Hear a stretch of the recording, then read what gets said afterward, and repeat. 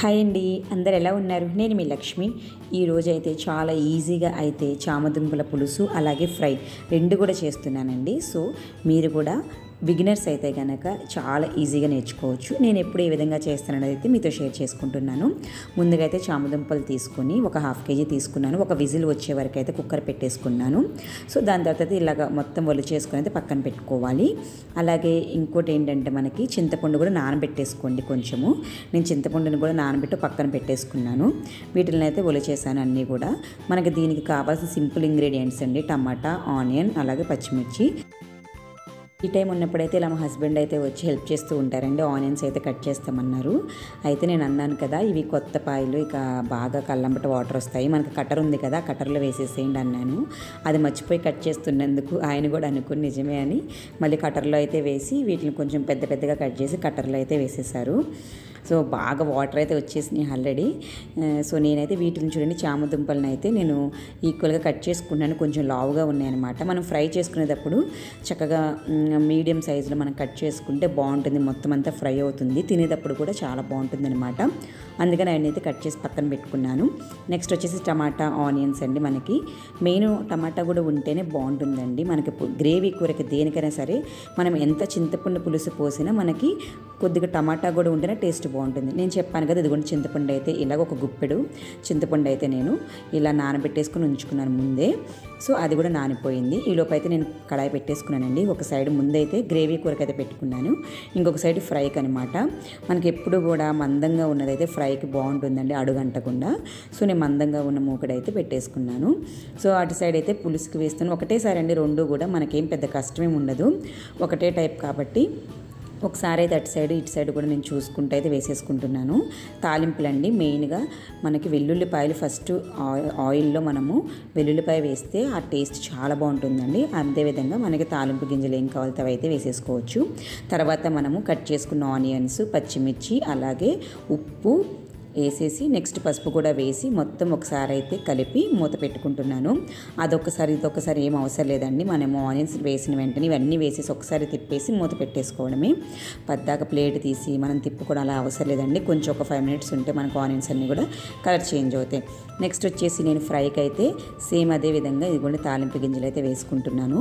మనకి పచ్చిశనగపప్పు అన్నీ కూడా వేసుకుంటే చాలా బాగుంటుందండి. పప్పులన్నీ తగులుతూ ఉంటుంటే సాయమినపప్పు, పచ్చిశనగపప్పు, అలాగే జీలకర్ర, ఆవాలు, దీనికి కూడా వెల్లుల్లిపాయలు వేసానండి, ఎండుమిర్చి, కరివేపాకు ఇవన్నీ కూడా వేసినాక అవి మంచిగా ఫ్రై అయినాక నేనైతే కొన్ని ముక్కలు అయితే ఇదిగోండి వీటికైతే వేస్తున్నాను ఫ్రైకి.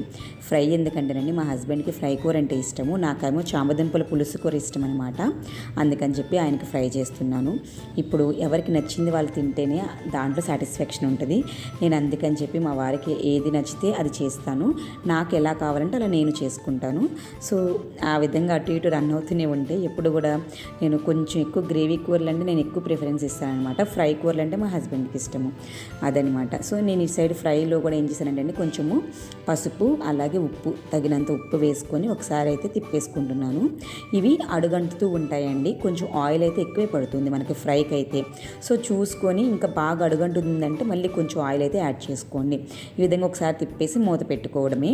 కానీ ఒక 2 minutesకి మనము తిప్పుతూ ఉండాలండి. చామదుంపలు ఏమవుతాయంటే అడుగంటుతూ ఉంటాయి. అందుకని మందంగా ఉన్నది పెట్టుకోవడం మాత్రం మర్చిపోకండి. మందంగా ఉన్న దాంట్లోనే ఫ్రై చేయండి ఎప్పటిసారి చామదుంపలు అయితే. ఈ లోపు అయితే ఉల్లిపాయలు అవి మగ్గుతున్నాయి కాబట్టి నేను ఈ లోపు చింతపండును కూడా కలిపేసుకొని పక్కన పెట్టుకుంటున్నాను. ఇది కూడా రెడీగా ఉందన్నమాట. మీకైతే ఎలా ఇష్టమో, మీకు గ్రేవీ కూర ఇష్టమా, ఫ్రై కూర ఇష్టమా అనేది నాతో అయితే కమెంట్ బాక్స్లో షేర్ చేసుకోండి. సో ఇవైతే ఆనియన్స్ అయితే గోల్డెన్ కలర్లోకి చేంజ్ అయినాయండి. సో నెక్స్ట్ అయితే నేను టమాటా యాడ్ చేస్తున్నాను. ఇదిగోండి టమాటా కూడా యాడ్ చేసేస్తున్నాను. అనుకుంటాం కానీ ఆడవాళ్ళు అన్నీ చేయగలరా అంటే కుకింగ్ అన్నది ఫస్ట్ రాదండి ఎవరికైనా సరే. తర్వాత అలవాటు అయ్యే కొద్దీ చాలా ఈజీ అనిపిస్తుంది. సో నాకు కూడా ఫస్ట్లో అయితే ఏమీ రాదు, తర్వాత అలవాటు అయింది. మనం ఏదైనా సరే కాన్సన్ట్రేట్గా చేస్తే మంచిగా వస్తాయండి కర్రీస్ ఏవైనా. సో ఇదైతే చూసారు, ఇదిగోండి మళ్ళీ అడుగంటుతుంది. సో ఇది సిమ్లోనే పెట్టుకున్నాను నేను, అందుకని హై ఫ్లేమ్ కూడా పెట్టలేదు. ఇలా అడుగంటిన ప్రాబ్లం ఏం లేదండి, బాగుంటుంది, క్రిస్పీగా ఉంటుంది. సో తిప్పుకొని అయితే అలా పెట్టేసుకున్నాను. ఈ లోపు నాకు టమాటా కూడా మగ్గిపోయినాయి. ఇంకా నేను ఇదిగోండి ఈ దుంప కూడా వేసేసుకొని దాంట్లోనే కారం కారం కూడా వేసి ఒకసారి మొత్తం తిప్పేసుకుంటున్నాను. ఇది ధనియాల పౌడర్ అండి. నేను గరం మసాలాలు, అల్లం పేస్ట్లు అవన్నీ కూడా చాలా తక్కువ వాడడము. నాన్ వెజ్ కూరలకి నేను ప్రిఫరెన్స్ ఇస్తాను. వెజ్ కర్రీస్ ఏట్లకి కూడా మనకు ఉప్పు కారాలు వీటితోనే టేస్ట్ వస్తుంది. కొద్దిగా ధనియాల పౌడర్ వేసుకుంటే మంచిదని చెప్పి అది కూడా వేస్తుంటాను. సో తర్వాత వచ్చేసి ఇదిగోండి చింతపండు పులుసు కూడా పోసేసాను. ఇది బాగా దగ్గరికి అయినాకైతే కొత్తిమీర వేసుకుంటే చాలా బాగుంటుందండి. కొంచెం దగ్గరగా అయ్యే వరకు ఉంచి మనం కొత్తిమీర కూడా వేసుకొని చక్కగా దగ్గరికి మనకు వాటర్ కంటెంట్ అంతా పోయే వరకు ఉంచుకుంటే చాలా బాగుంటుంది. నేను ఎలా కావాలో అలా ఉన్నంత వరకు అయితే ఉంచుకున్నాను. తర్వాత అయితే స్టవ్ ఆఫ్ చేస్తానండి. చూసారా ఎంత ఈజీగా ఉందో. నెక్స్ట్ వచ్చేసి ఇవి కూడా చూసారు ఇలాగా మనకి మంచిగా ఎర్రగా అయిన తర్వాత మనకు కారం వేసుకొని ఒక 2 మినిట్స్ ఉంచుకొని మనం ఇది కూడా స్టవ్ ఆఫ్ చేసేయడమేనండి. ఎక్కువసేపు అవసరం లేదు కారం వేసుకున్నాక. ఇవి ఆల్రెడీ ఉడకపెట్టినాయి కాబట్టి మనకి ఎంతో టైం పట్టదండి. పులుసులో అయినా సరే, ఫ్రైలో అయినా సరే చాందం ఉడకడానికి.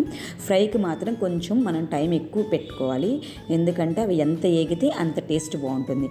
ఇది కూడా అయిపోయిందండి. ఫ్రై కూర కూడా దింపేశారు. నేను ఇంకేం వేయలేదు దీంట్లో. అయితే ధనియాల పౌడర్ కానీ ఇంకా ఏమీ వేయలేదు. ఉప్పు, కారం, పసుపు ఆ 3 వేసాను తాలింపులు వేసి. ఎంత బాగా వచ్చిందో చూసారా. చాలా బాగుంటుందండి. ఇది ఏదైనా చారు ఉంటే కనుక పక్కన నంచుకొని తింటే ఇంకా బాగుంటుంది. సో నాకు గ్రేవీ కూర కూడా అయిపోయింది, పులుసు కూర. నాకు ఏంటంటే చాందుంపలు ఆ దుంప తినడం చాలా ఇష్టం అనమాట. ఎప్పుడప్పుడు తిందామా అనిపిస్తుంది. ఇక లాస్ట్లో కొంచెం చల్లారినాక ఒక 5 to 10 మినిట్స్ తర్వాత ఏం చేశానంటే టేస్ట్ కోసం తీసుకుని అయితే నేను టేస్ట్ చేస్తున్నాను. నాకైతే చాలా ఇష్టం అండి. మీకు కనుక ఇష్టమో కాలేదో నాకైతే కమెంట్ బాక్స్లో చెప్పండి. నా వీడియోస్ ఎవరైనా సరే ఫస్ట్ టైం చూస్తుంటే కనుక సబ్స్క్రైబ్ చేసుకోండి. నేను డైలీ వ్లాగ్స్ కూడా పెడుతూ ఉంటాను. కుకింగే కాదు, కుకింగ్ ఏంటంటే చాలా ఇష్టం అనమాట కుకింగ్ చేయడం అన్నది. సో అప్పుడప్పుడైతే కుకింగ్ వీడియోస్ అయితే పెడుతూ ఉంటాను. మెయిన్గా అయితే నేను డైలీ రొటీన్ ఏ విధంగా ఉంటుంది నా రొటీన్ అన్నది అయితే షేర్ చేసుకుంటూ ఉంటాను. ఈరోజు మీరు ఇంట్లో ఏం చేసుకున్నారు? నాకైతే చాలా అద్భుతంగా ఉంది. ఈరోజు అయితే గ్రేవీ కర్రీ 2 పూట్ల కూడా ఇక మంచిగా తింటాను ఇక. సో నా కుకింగ్ అయితే అయిపోయిందండి. ఇది నా వీడియో. మీకు నచ్చితే కనుక లైక్ చేయండి, అదేవిధంగా సబ్స్క్రైబ్ చేసుకోండి.